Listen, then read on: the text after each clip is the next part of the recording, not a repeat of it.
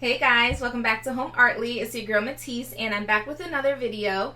This video is really exciting for me because I have decided to do a thrift flip.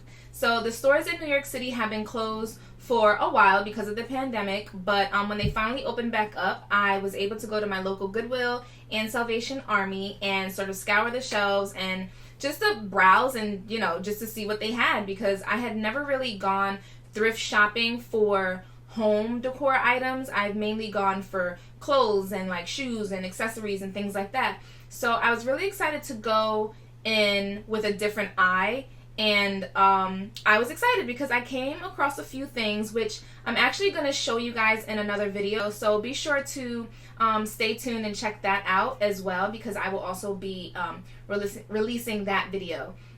So as I was saying, I scoured the shelves to see what Goodwill and the Salvation Army had, and the one thing that stuck out the most to me was this crate right here. Something about it just like really struck me, mainly because I liked it for what it was before even thinking about what I was going to turn it into.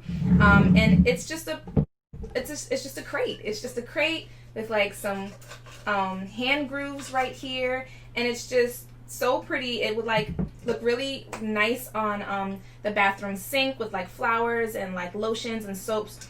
It could just be anything really. The possibilities are endless, and my mind was just going crazy for what I could turn it into. I love this so much because this piece, this like wooden box, sat inside of this crate right here. So I got both of these items. I consider it two items, even though it is one. It came together for $2.99, guys. $2.99. That blows my mind.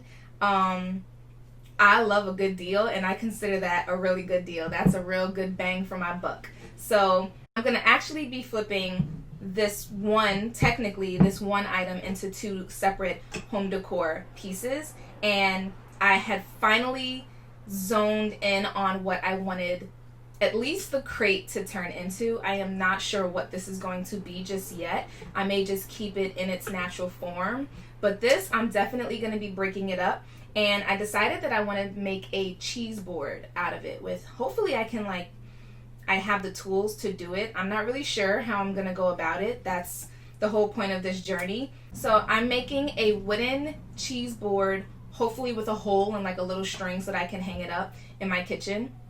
And so I'm not going to keep you guys, I'm not going to keep chatting. Let's just jump right in. The first thing I had to do was get my crate pulled apart. So I initially tried using a spackling knife, which I thought I could just wedge in between the sections of the crate, but the crate was really well made and super strong, so I decided to just use a good old-fashioned hammer and bang it apart.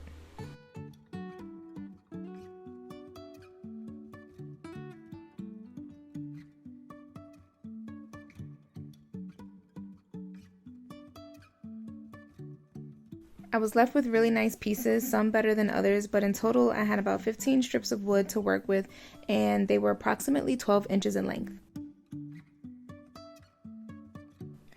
Now I'm trying to figure out how the pieces lay against one another, because remember, this isn't wood that I picked up from the hardware store, so it's not all perfect straight pieces. Some of the pieces are creating gaps when they're sort of like aligned next to the next piece, and some pieces are laying perfectly straight with the next piece. But this is what I have, so this is what I'm working with. And of course, after I got them all laid out to my liking, I guess I had too much force when I pushed them together, and it all popped up and I had to start all over. When it was time to glue, I used my Gorilla wood glue and these 12-inch quick grip clamps made by Irwin. Since my clamps were a little too short to grab the entire cheese board without having it pop up in the middle, I decided to glue my board in 3 different sections.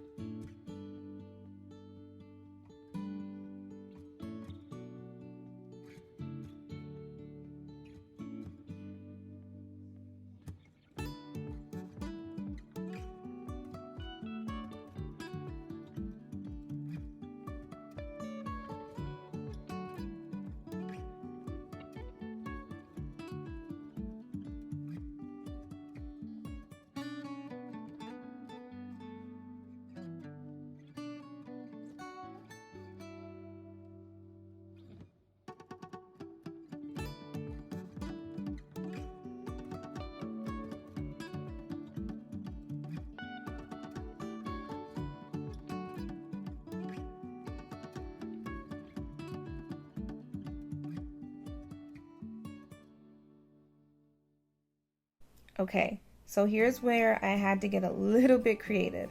Since my clamps were not long enough to hold the full length of the cheese board, as I said before, which is why I ended up doing it in 3 separate sections, I ended up using my husband's weights to sort of push the entire board together to make it come together as one finished piece.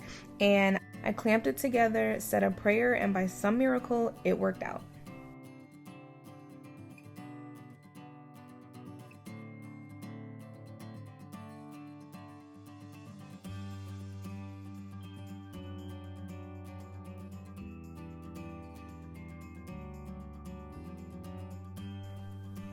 I gave my cheese board a full 24 hours to dry before sanding it. Sanding my board not only got it nice and smooth, but in my mind it also got it nice and clean, because this is a secondhand item and I am using it in my kitchen. It's gonna actually be like used to put food on, like a cheese tray, and I don't know, just something about giving it a nice good sanding just sort of like cleaned it in my mind, and I got rid of that top layer of God only knows what.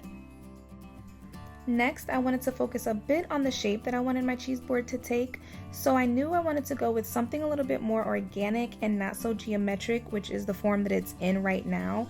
I have a geometric cutting board that's on my counter already, and so I didn't want to go with something like more, something rectangular or something squared out again.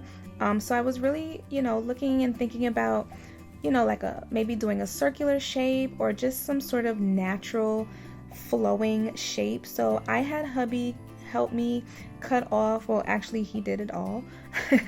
I had him help cut off some of the excess wood before sanding my board down to its final shape.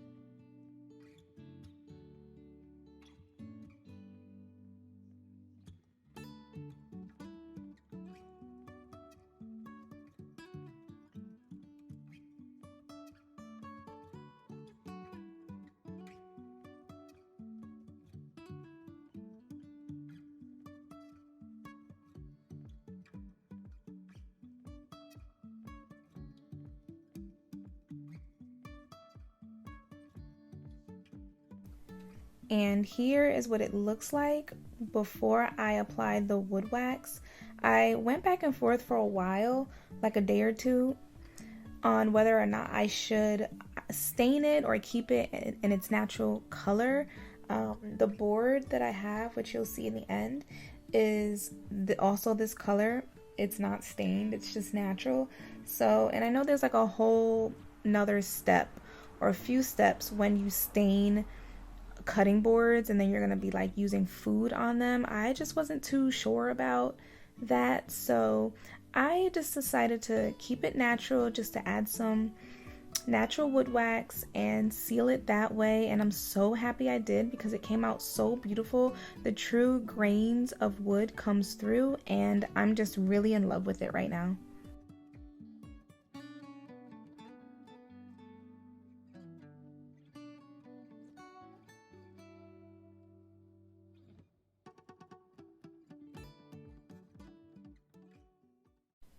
And here's the final look.